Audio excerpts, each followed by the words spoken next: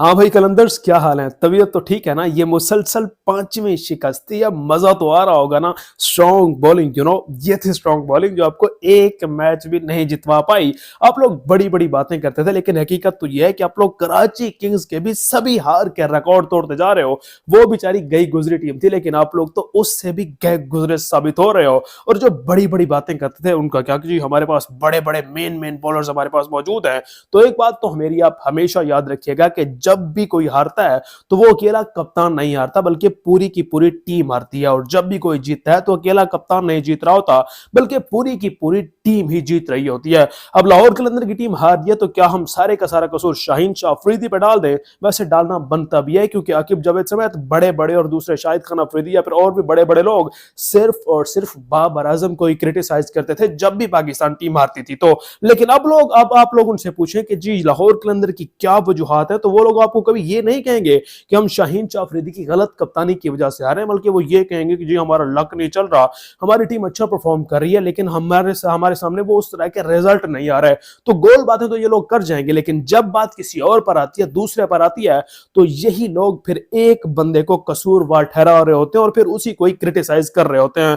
तो हम तो भाई साहब बात करेंगे इंसाफ की, और इंसाफ यह है कि शाहीन शाह अफरीदी और लाहौर कलंदर की जो आपको पता ही है कि कप्तानी शाहीन शाह अफरीदी साहब कर रहे हैं, वो आपके सामने आ चुकी है कि इनकी पूरी की पूरी टीम सिर्फ एक बंदे के ऊपर इन्हसार कर रही थी, और वो था राशिद खान। बाकी ना तो शाहीन शाह अफरीदी किसी काम के अभी तक के जो हालात हैं, वैसे तो वो हमारे नेशनल टीम के कप्तान भी है, लेकिन पीएसएल में ना वो किसी काम के जो है वो दिखाई दे रहे हैं, ना जमान खान साहब है और ना ही हारिस रऊफ साहब। तो ये तीनों को तीनों जिनके पास मेन बॉलर्स थे, हारिस रऊफ साहब वैसे भी अब इंजर्ड होकर पीएसएल से बाहर तो हो चुके हैं, लेकिन फिर भी लाहौर कलंदर की जो ओवरऑल बॉलिंग परफॉर्मेंस है वो आप सब लोगों के सामने है। जो ये लोग बड़ी बड़ी बातें करते थे कि जी हमारे पास जो बॉलिंग ट्री है वो सबको तहस नहस करके रख देगा, तो जो उसने तहस नहस किया है वो जरा उसकी मुझे वीडियो तो आप लोग जरा भेजिएगा कि कहां पर तहस नहस किया है।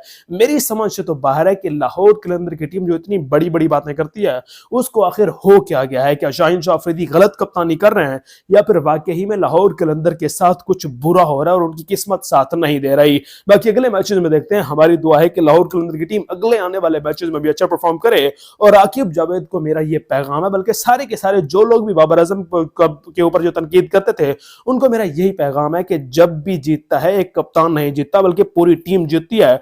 और जब भी टीम हारती है तो अकेला कप्तान नहीं हारता, बल्कि पूरी की पूरी टीम की गलतियों की वजह से ही कोई टीम हार रही होती है। तो इस चीज को आप अच्छे तरीके से समझ लें, बल्कि समझ कर लें, आप बड़े अच्छे तरीके से आपको समझ आ रही होगी कि हमने जो बाबर आजम के खिलाफ गलत किस्म की कंपेन चलाई थी वो टोटली गलत थी, और अब आपको सिला उसका मिल रहा है। वो कहते हैं कि अल्लाह ताला हर चीज का जो है वो दिखा देता है सबको, बस बंदा मानता नहीं है, लेकिन अल्लाह ताला ने हर चीज आपको दिखा देनी होती है। अब आकिब जावेद साहब और लाहौर कलंदर साहब और जितना भी बाकी कराची का मीडिया था, जो लोग भी बाबर आजम के खिलाफ जो है वो क्रिटिसिज्म कर रहे थे, उनको अब अच्छे तरीके से सब कुछ सामने आता हुआ दिखाई दे रहा है। अब अगले मैचेस में देखते हैं कि लाहौर कलंदर की टीम, हमारी दुआ है कि अच्छा परफॉर्म करे, लेकिन करती है या फिर नहीं, है तो वक्त ही बताएगा। वैसे आपको क्या लगता है, क्या जो मैंने बातें की हैं वो बिल्कुल ठीक है या गलत? अपनी राय आप कमेंट में जरूर दीजिएगा, और खेलों से जुड़ी तमाम खबरें सबसे पहले देखने के लिए इस वीडियो को लाइक और चैनल को सब्सक्राइब लाजमी तौर पर कर दीजिएगा।